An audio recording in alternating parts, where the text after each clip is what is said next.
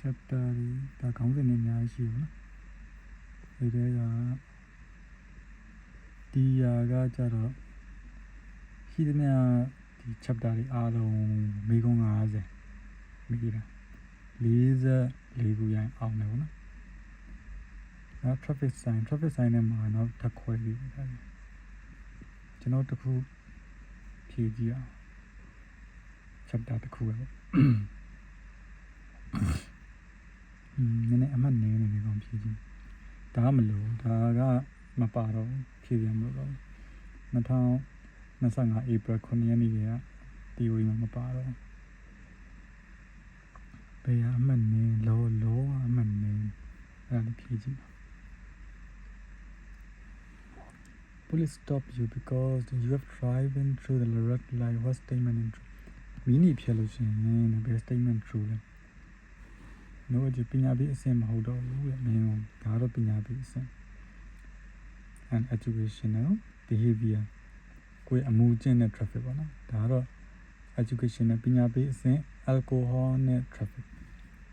ကိုယ်ရတော့မဟုတ်ဘူး။မီနီဖြတ်တာကပညာပေးအဆင့်မဟုတ်ဘူး။ This statement is true. Only the driver is responsible for the technical condition of vehicle. The driver and owner responsible for the technical condition of the vehicle. Owner responsible for the ကားပြတ်တာဘယ်လိုနဲ့ဆိုင်လဲပေါ့နော်ကားပြတ်တာနှစ်ယောက်လုံးနဲ့ဆိုင်တယ်ဘာဖြစ်လဲဆိုတော့ owner ကလည်းသူ့ကားသူတေချာဟိုလောက်ရမယ်စစ်ဆေးရမယ်မောင်းတဲ့လူကလည်းကိုမောင်းတဲ့ကားကိုတေချာသိတယ် When does your driving license have to be renewed? Driving license ကိုဘယ်ချိန်မှာတက်လို့ရမလဲဆိုဒီမှာတော့10နှစ်တစ်ချိန် You are 22 years old. What is the maximum amount of alcohol permit? 0.2 promille or 88 microgram per liter. 88 microgram per liter exhaust here 0.2 ကျွန်တော်ကတော့အဲ့ဟာဒီဟာတော့မဟုတ်88 per liter exhaust 0.2 promille ကိုဒီကောင်ကျတော့ 0.2 ဟိုမပါလို့ပါတဲ့ဟာဆိုပို့ပြီးပြည့်စုံတဲ့ဟာကိုယူရတာဒါလည်းမှန်တယ်တို့ပြင်မဲ့ဒါကပို့ပြည့်စုံဒါကြောင့်အဲ့လိုယူတာဒါလည်းမှန်တာပဲတစ်ခုလေးဆိုမှန်ဒါပေမဲ့ဒီနှစ်ခုပေါင်းပြီးတော့အဖြေကပုံမှန်တော့You got a driving license and manual transmission. Are you permitted to drive an automatic transmission? Manual နဲ့မောင်းတဲ့က auto မောင်းလို့ရလားရတယ်။ဒါပေမဲ့ဒီနေရာမှာ auto နဲ့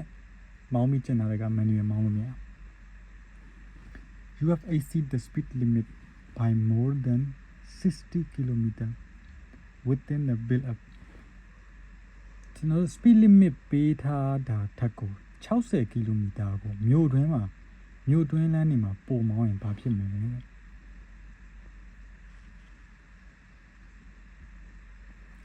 ု့ပညာပေးအဆင့်မဟုတ်တော့ဘူးဒါကပညာပေးအဆင့်မဟုတ်ဟိုပညာဘယ်လိုလဲနန်းကျူကကျန်လို့ဒါကြတော့ပညာပေးအဆင့် behavior နဲ့ traffic မှာတက်ရောက်တယ်ဒါကြီးပညာပေးအဆင့်မဟုတ်တယ်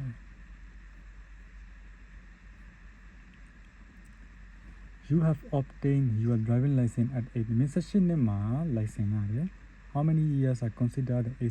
experienced driver ဖြစ်ဖို့ကအနည်းဆုံး9နှစ်လို့9နှစ်ပြည့်ပြီးသွားရင် experienced driver ဆိုပြီးသူတို့တတ်မှတ်တယ် license တက်တန်းတော့10နှစ် Can you copy ဒါတော့ရှင်းပါတယ်ဝိတက်ပေါ့ဝိတက်ကို copy ပြလို့ရလားဟိုဟာရဲကို Noရဲကမင်းကိုforbid တားမြစ်လိုက်မယ်ပေါ့နော်ဒီမောင်းဖို့အတွက်မောင်းနေမှုအတွက်တားမြစ်လိုက်မယ်ဆိုလို့ရှိရင် How long can the driving ban ဟိုမင်းမောင်းဖို့အတွက်ကိုဘယ်နာရီဘန်းနာမယ်ပေါ့24နာရီဘန်းနာလို့ရတယ်တရက်မင်းလုံးဝမောင်းလို့မရမင်းမမောင်းဥမာအရက်မူးလို့ကားမောင်းမျိုး license ဟိုဘန်းလိုက်တာမျိုးပေါ့နော်အဲ့လိုမျိုးအဲ့ဆိုရင်တော့24နာရီအဲ့လိုမျိုးဘန်းနာရဆိုလို့ရှိရင်ကျွန်တော်စပိန်ရစမောင်းလို့မရ driving license B ပုံမှန်ခါခွေး license က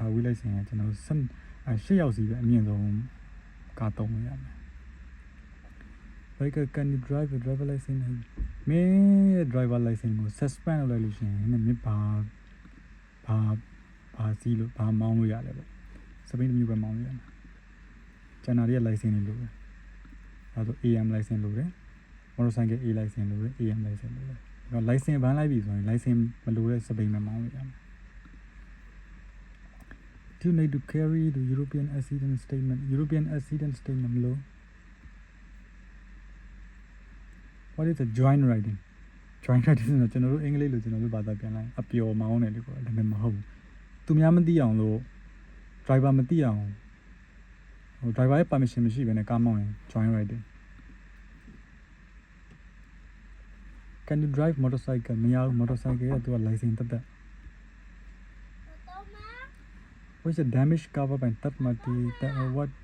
which damage is covered by third party liability insurance third party liability insurance ဘာကိုကာကွယ်ပေးမှာလဲသူက damage own vehicle မင်းကြောင့်သူများဖြစ်တာမင်းကားရောသူများရောအမှန်တော့မဟုတ်ဘူးသူက third party ဖြစ်လို့ရှိရင် only damage that you cause to other မင်းကြောင့်တခြားဖြစ်သွားတယ်သူရောပေးမှာ okay မှန်နေဒါကရှင်းပြောရင်ဟိုပါပေါ့ကျွန်တော်တို့ဒီchapter တစ်ခုကိုပဲဒါဖြည့်ကြည့်တာပေါ့နော် तू ကတစ်ခေါက်ဖြည့်ရင်တစ်ခေါက်မေးခွန်းနေမတူဘူး तू ကဒီမှာ level လေးတက်လာတယ်ကိုဘယ်လောက်မှန်လဲဆိုတော့ law ကိုဖြည့်လိုက်တာနော် law ဆိုကျွန်တော်အရင်ဖြည့်ထားတာရှိတယ်ဒီမှာ10ခုမှ10ခုမှန်တယ်5ခုမှန်တယ်9ခုမှန်တယ်9ခုမျိုးဒီလိုပေါ့ဖြည့်နေဟုတ်ဒါ10ခုမေးတယ်10ခုမှန်တယ်10ခုမေးတယ်9ခုမှန်တယ်အခုကျတော့15ခုမေးတယ်15ခုမှန်တယ်အဲ့လိုမျိုးပေါ့နော်အားလုံးခြုံပြီးမေးတာကိုကြာတော့44မရရင်အောင်တယ်ဆိုတော့48 50 44တောက်လျှောက်တော့အောင်တယ်ဒါပေမဲ့ဒါကတော့လေ့ကျင့်တဲ့အစစ်ပဲရှိတယ်တကယ်တော့ဖြည့်ရမယ်နော်အဲ့တော့မှပဲအောင်တယ်ကြာတယ်တည်ရမယ်တကယ်ဖြည့်ရင်တော့ तू ကဒါက website ပဲပေါ့နော်ဒါကလေ့ကျင့်တဲ့ website တစ်မျိုးပဲတကယ်ဖြည့်ရင်သူတို့ရဲ့ system တိုင်းဖြည့်ရမှာဆိုမေးခွန်းတွေက similar question တွေပဲပေါ့နော်ပုံတွေကလည်းတူချင်မှတူမှာဒါကတော့ European driving license ဖြည့်ရင်ကြုံတွေ့ရမယ် theory exam ရဲ့ပုံဟောပေါ့ဖြည့်ဆိုတဲ့ပုံလေးပဲ